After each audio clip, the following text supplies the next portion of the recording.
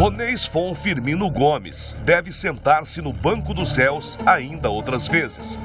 Pesa sobre ele a suspeita de ter assassinado mais de uma dezena de mulheres desde 2007. Preso logo depois de cometer o último feminicídio, ele confessou 6 mortes, todas contra garotas de programa. Uma surpresa pra você. Me solta! Você é louco, socorro! O que você sentia que você resolveu questionar, falar tudo? Arrependimento. O fim da série criminosa só aconteceu em 2015, quando o Ronês, que naquele tempo já era conhecido como o maníaco da torre, foi identificado pela polícia.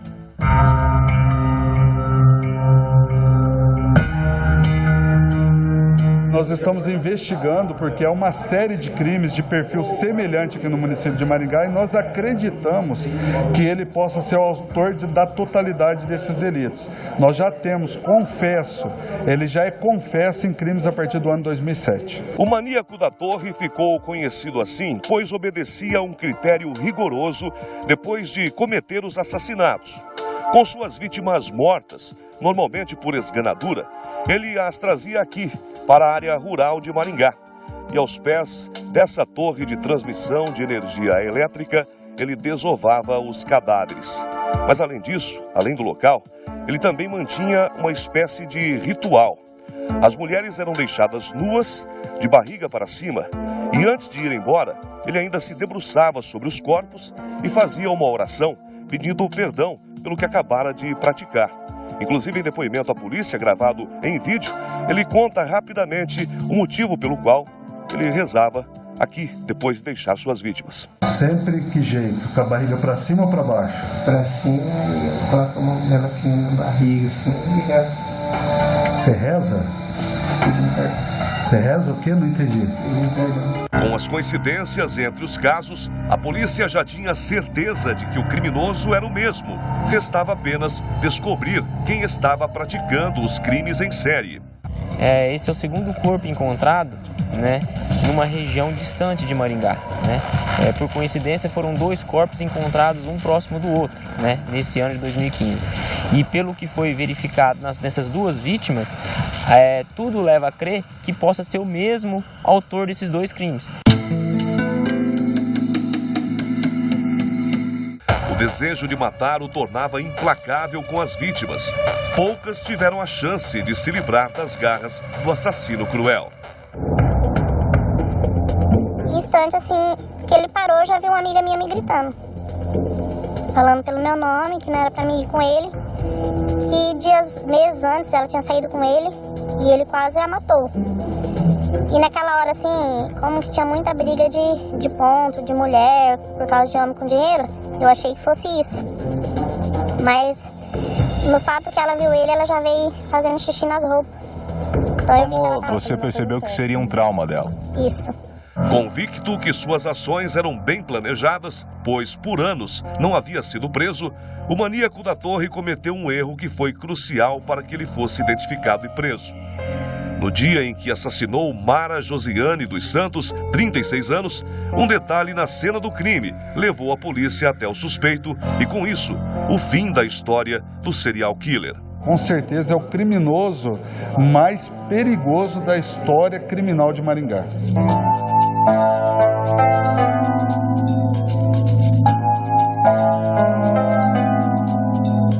No dia 27 de julho de 2015, o maníaco da torre praticou seu último crime. Ele teria combinado com Mara Josiane, no centro de Maringá, um programa sexual. E foram, no carro do assassino, até um lugar próximo. Começou então uma grande confusão dentro do próprio automóvel. Nesse momento, o maníaco da torre viu passar pelo local uma viatura da Polícia Militar e ficou com medo de Mara Josiane chamar a atenção dos policiais militares e passou a asfixiá-la. A partir daí, então, só restava desovar o corpo na área rural de Maringá, saída para Iguaraçu. Mas naquela noite, as coisas não saíram como planejado. Ao chegar ao lugar, ele percebeu um movimento maior de veículos e decidiu que deixaria o corpo em outro local, mas jogou ali as roupas de Mara. Ao manobrar o carro, ele esbarrou o veículo em uma plantação de milho e um pequeno pedaço de pintura do automóvel acabou se soltando. Foi com esse achado que os investigadores começaram a caça pelo maníaco da torre. Os policiais decidiram investigar exaustivamente todas as câmeras de vigilância de empresas num possível percurso do assassino e comparar as cores dos automóveis com a que foi achada na plantação. E o trabalho deu certo. As gravações mostraram uma BMW azul passando por várias ruas em direção à torre de transmissão. Com a identificação do automóvel, que não tem uma marca tão popular, e sabendo que havia uma avaria na lataria, a polícia chegou ao endereço do até então desconhecido maníaco da torre. Ronês foi preso e, em depoimento, confessou pelo menos 6 assassinatos de mulheres nos últimos anos. Mas a polícia tinha certeza de que o número poderia ser ainda maior. Por hora, ele assumiu 6 crimes, né?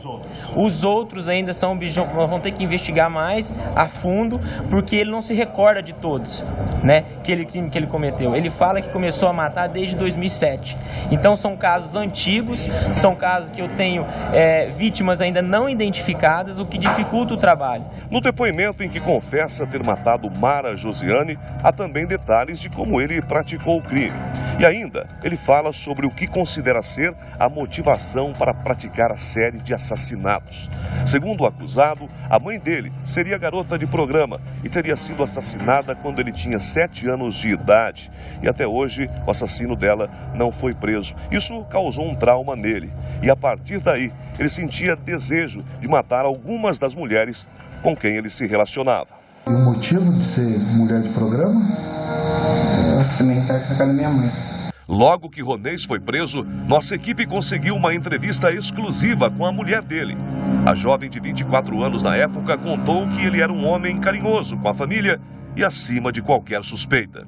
É uma pessoa carinhosa, amoroso, brincalhão. Não tem, assim, falar que ele que estourou aí essa bomba, mas não tem. Porque para mim ele vai continuar sendo meu marido. Ela diz que mesmo depois de saber que o esposo era o assassino confesso, não pensou na possibilidade de ter sido vítima dele também. Em momento nenhum eu senti medo dele. Perguntaram para mim, muita gente perguntou para mim se eu senti medo. Nossa, você tá dormindo com o inimigo, nossa, é isso, aquilo. Eu falei, em momento nenhum, eu vou sentir medo do meu marido? Não vou sentir medo. Logo que Ronês foi preso, a irmã dele também decidiu conceder uma entrevista, mas assim como a esposa, preferiu não ser identificada. Só que contou detalhes de como teria sido a infância daquele que hoje é considerado um dos maiores criminosos do estado do Paraná. Já houve uma separação devido a uma traição e tinham os meus irmãos que eram pequenos, né, na época. O Ronês deveria ter 1 ano, se tivesse 1 ano. Isso na separação? Na separação, quando houve a separação. Então, ele foi morar.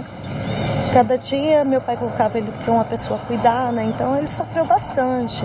Até que ele foi morar com a minha avó paterna, né? E seria até os 3 anos, mais ou menos. Foi quando meu pai veio para Maringá, conheceu a minha mãe, se casaram. E aí minha mãe foi buscar ele em Campo Mourão, na época, né? E ele andava muito sozinho por aquela região. Até quando minha mãe chegou para buscar ele, perguntou cadê o Ronês, né? Minha avó falou, não, ele saiu. Minha mãe falou, nossa, mas que idade tem essa criança para estar andando sozinho? De repente ele chegou. Era uma criança muito magra, desnutrida, era uma criança bem judiada, né? Ela ainda revela uma coincidência, mas que ao mesmo tempo pode ter dado origem aos atos do maníaco. A casa em que ele morava quando criança e quando a mãe foi assassinada era em uma avenida que se chamava Avenida das Torres, em Campo Mourão. Em frente à residência existiam ainda, naquela época, torres semelhantes às que os corpos eram deixados em Maringá. E onde a minha avó morava era uma ruazinha de terra. E essa rua ela não tinha saída. E o começo dela era numa avenida chamada Avenida das Torres, lá em Campo Mourão. E depois que ele veio para Maringá, ele veio e ficou com a minha mãe passou a criá-lo como filho. O destino do maior assassino em série de Maringá estará nas mãos de 7 jurados que, por horas, devem acompanhar os recursos de defesa e acusação num dos julgamentos mais aguardados dos últimos anos. E só depois a sentença será dada. Até que o próximo júri seja marcado, o maníaco da Torre deve esperar na penitenciária de Maringá, onde está preso há 4 anos, o resultado final da pena pelos demais crimes cometidos por ele. A gente nunca desconfiou nada. É doloroso, né? É muito doloroso. Assim como eu penso muito nos familiares que perderam as vítimas, né? Os seus entes queridos, para nós também está sendo uma perda. Difícil para ele lá dentro também, entendeu? E a gente também fica muito triste por causa das vítimas, né? Os familiares das vítimas. Só que também ele é meu marido, né? Eu não posso abandonar